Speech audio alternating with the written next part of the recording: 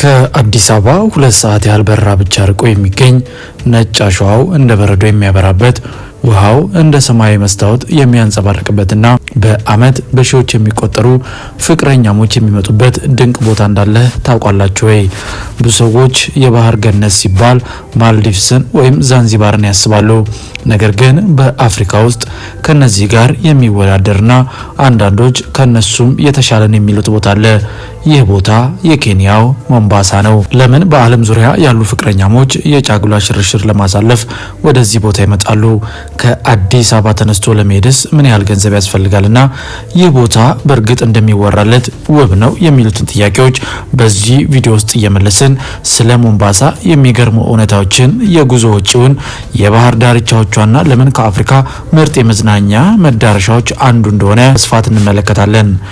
ነጭ አሸዋ፣ ክሪስታል የመሰለ ሰማያዊ ውሃ፣ የፓልም ዛፎችና አመቱን ሙሉ የሚቆይ ሞቃታማ አየር ሞምባሳን ከአፍሪካ በጣም ተፈላጊ የመዝናኛ መዳረሻዎች አንዱ አድርጎታል። ሞምባሳ በኬንያ ደቡብ ምስራቅ ክፍል በህንድ ውቅያኖስ ዳርቻ ላይ የሚገኝ ታላቅ የወደብ ከተማ ነው። ከናይሮቢ በስተ ደቡብ ምስራቅ የሚገኝ ሲሆን ለብዙ መቶ ዓመታት የአፍሪካ የአረብና የአውሮፓ ንግድ መገናኛ ሆኖ ቆይቷል። ዛሬም በኬንያ ትልቁ የባህር ወደብና ከቱሪዝም አንጻር በጣም ታዋቂ ከተማ ነው። በቦሌ አየር ማረፊያው ስትገቡ ከፊታችሁ የሚጠብቃችሁ ከተራሮች ወደ ባህር የሚወስድ ልዩ ጉዞ ነው። በጥቂት ሰዓታት ውስጥ ከቀዝቃዛው የአዲስ አበባ አየር ወደ ሞቃታማው የባህር አየር ትደርሳላችሁ። ሞምባሳ ስትደርሱ የመጀመሪያው የሚያስደንቀው ነገር የባህሩ ቀለም ነው። የህንድ ውቅያኖስ ውሃ እንደ መስታወት ግልጽ ሆኖ ልዩ ስሜትን የሚፈጥር ድባብን ተጎናጽፏል። በዳርቻ ያለው አሸዋ እጅግ ነጭና ለስላሳ ነው። በባዶ እግራችሁ ስትራመዱበት የሚሰማችሁ ስሜት በሌላ ቦታ ላይ ለማግኘት አስቸጋሪ ነው። ከሞምባሳ አካባቢ በጣም ዝነኛው ዲያኒ ቢች ይባላል። የቦታ በአፍሪካ ካሉ ምርጥ የባህር ዳርቻዎች መካከል ይቆጠራል። ነጭ አሸዋው፣ ንጹህ ውሃውና የፓልም ዛፎቹ እንደ ፖስት ካርድ ምስል ያስመስሉታል። ለዚህ ነው ፍቅረኛሞች በብዛት ወደዚህ የሚመጡት። ምሽት ሲሆን ፀሐይ በባህሩ ላይ ቀስ ብላ ስትጠልቅ ሰማዩ ወደ ወርቃማ፣ ብርቱካናማና ቀይ ቀለም ይቀየራል። በዚያ ሰዓት በባህር ዳርቻ ላይ እየተራመዱ ወይም በጀልባ ላይ ተቀምጠው የፀሐይ መጥለቂያውን መመልከት ለብዙ ሰዎች የማይረሳ ትዝታ ይሆናል። ከመዋኘት በተጨማሪ በውሃ ስር ያሉ ኮራል ሪፎችን ማየት፣ በጀልባ መጓዝ፣ ዶልፊኖችን መመልከትና የባህር ስፖርቶችን መሞከር ይቻላል። ስለዚህ ሞምባሳ በባህር ዳርቻ ብቻ የሚታወቅ ሳይሆን በመዝናኛ እንቅስቃሴዎቹም በጣም የሚፈለግ ቦታ ነው። ከባህር ዳርቻ ውጪ የሞምባሳ ታሪክም የሚስብ ነው። ፎርት ጂሰስ የተባለው ታሪካዊ ምሽግ ከ400 ዓመታት በላይ እድሜ ያለው። እዚህ የፖርቹጋል የአረብና የምስራቅ አፍሪካ ታሪክ ይታያል። በድሮዋ ከተማ ውስጥ ስትጓዙ ደግሞ የስዋሂሊ ባህል ጠባብ መንገዶችና የተቀረጹ የእንጨት በሮች ይታያሉ። አሁን ግን ብዙ ሰዎች የሚጠይቁት ጥያቄ እንመለስ። ከአዲስ አበባ ተነስቶ ሞምባሳ ለመሄድ ምን ያህል ገንዘብ ያስፈልጋል? በመጀመሪያ የአውሮፕላን ቲኬትን እንመልከት።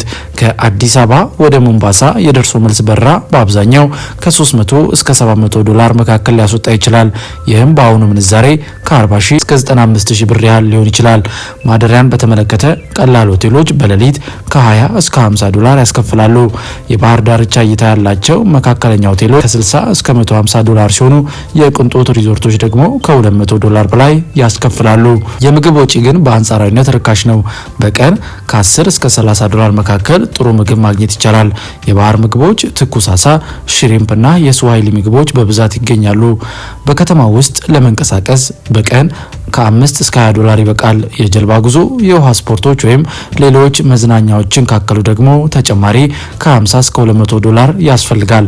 በአጠቃላይ አንድ ሰው ለ5 እስከ 7 ቀን የሚቆይ የበጀት ጉዞ ቢያደርግ ከ600 እስከ 900 ዶላር ያስፈልገዋል።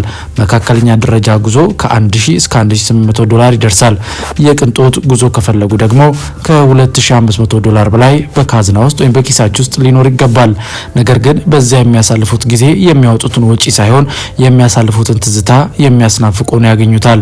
ስለዚህ ሞምባሳ ለመዝናናት ብቻ ሳይሆን ለማረፍ፣ የፍቅር ጊዜን ለማሳለፍ፣ ታሪክ ለማወቅና የአፍሪካን ሌላ ገጽታ ለማየት የሚመጥን ቦታውን አግኝተነዋል። ከአዲስ አበባ ብዙ ያራቀች ቢሆንም ስትደርሱ ግን በሌላ ዓለም ውስጥ እንዳላችሁ ይሰማችኋል። ይህ ነው ሞምባሳ፣ የኬንያ የባህር በር የፍቅር መዳረሻና በህንድ ውቅያኖስ ዳርቻ ላይ ያለ ከአፍሪካ በጣም ውብ የመዝናኛ ከተሞች አንዱ ነው። እናንተስ እድሉን ብታገኙ ሞምባሳን መጎብኘት ትፈልጋላችሁ ወይ? ሀሳብና አስተያየቶቹን በኮሜንት መስጫው ስር ጻፉልን።